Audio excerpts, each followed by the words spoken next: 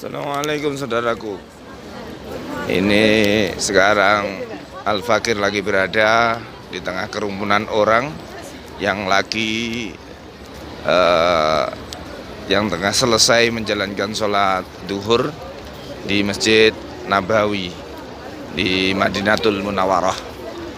Bisa saudara-saudaraku saksikan di sini berbagai wajah dari belahan dunia kumpul, tumpah ruah, ribuan, puluhan ribu, ratusan ribu, bahkan jutaan umat Islam berkumpul di sini tanpa membedakan suku, bangsa, bahasa, semuanya satu tujuan untuk mendapatkan ridho dari Allah Subhanahu wa Ta'ala.